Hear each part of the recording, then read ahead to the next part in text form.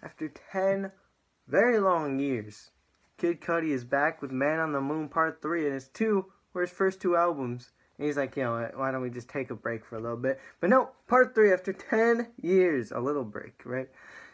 Wow. The final trilogy, well, he says it's the final trilogy, but who knows? He left a little cliffhanger at the end, but we'll get to that. But Man on the Moon Part 3, The Chosen, finally came out, and when this was announced, I re-listened to Part 1 and Part 2, and they're both amazing. I love them both. I still think the first one is better than the second one, but they were still really good. So I had expectations heading into this record, and I mean, anything with a Scott Pilgrim reference has got to be good, right? Scott! Let it go. Don't give him the satisfaction. What if I want the satisfaction?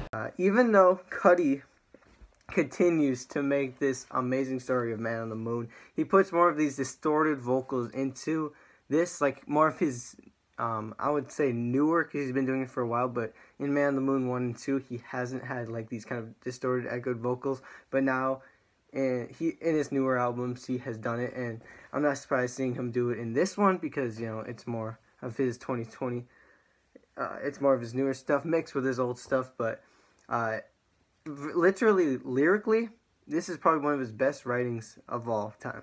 Like, I've listened to his past records before, or like after Man on the Moon Part 2 and before this, in between his records, some of those lyrics were very cringy. And this one, man, he sat down in his room, quarantine, something happened to him. He's like, alright, we're going to make a whole nother part here. And it's so cool. The instrumentals are making like a new side of him. Like kind of the instrumentals made me feel like Igor by Tyler the Creator. Those kind of instrumentals is pretty cool. And most of the record had the feeling of a Kid Cudi album, and I almost enjoyed every track of this record. I'm not gonna lie. I believe that even though I love Eminem's new record this year, this is probably rap record of the year. Murder Music is really close, but this one definitely took it away because this is awesome. It's got catchy riffs. It flows away from kind of radio hits and him trying to, you know, bring up some big hits and getting on the charts. It's just kind of him making the music that he wants to continue the story of Man in the Moon. And yes, Solo Dolo Part 1 is still better than Part 3, but they're still both amazing.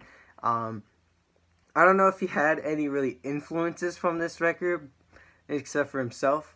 But, you know, like, some tracks felt like a Juice WRLD song. Like, if you were to put Juice WRLD's vocals on the beat, it would have sounded just like a Juice WRLD song. So, it's crazy. I don't know if you influenced by Juice WRLD or something. I don't know, but even though this record is just under an hour long, it really doesn't seem like that. It really, like, fast-paced. It just seems like no tracks seemed like fillers to me. There were a lot of catchy choruses that I just couldn't get out of my head, and all the different beats on every track make me wonder how he could really pull off this great of a catchy bop album. It's just crazy. Cudi pulled me in some hopes and bringing some big name collabs featuring Trippie Redd, Pop Smoke, and of course Phoebe Bridgers. I was surprised that Phoebe Bridgers could rap like that. I was surprised that she was even on the track in the first place. It was really cool. It really paid off. Phoebe Bridgers was amazing. I love that song. We also get Trippie Redd's feature as well, and the catchy chorus is catchy AF. So awesome. Just a great record. The Void was also awesome. I love that song. But yeah, just an amazing record and a great resolution to Moon Man trilogy. And I'm just mad that all these amazing records are coming out in like December. Evermore, Wonder, now this one.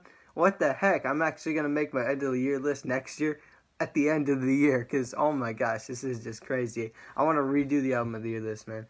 On the last track, Lord I Knows, he actually says to be continued. I thought this was going to be the Part 3. I thought it was over, but he said to be continued at the end of them. So I guess he's making a Part 4, which would be cool because all of them have loved. It's going to be crazy. It's becoming from a trilogy to a quad, I guess. And some essential tracks if you don't want to listen to it because it is like about an hour long, like I said. The Void, Lovin' Me, She Knows This, and Rockstar Nights with Trippie Redd. Great songs. The whole album through is just amazing. If you really like modern hip hop with kind of that settled back down, so it's not like, you know, chart blowing hip hop, then go listen to this because this is amazing. I'd give this album probably right now a 9, a strong 9. It just fits well with it. It's just a great album. Go listen.